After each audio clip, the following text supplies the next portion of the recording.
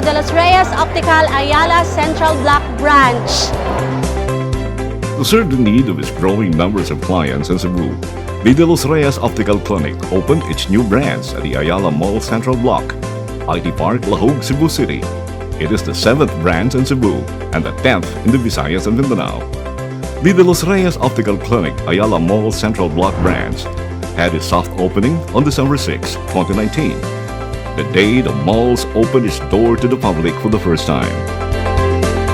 Hi everyone, we are inviting you to drop by and see our new products here. The newest branch of the De Los Reyes Optical Clinic adheres to the company's commitment of bridging the gap between the essential needs and lifestyle trends.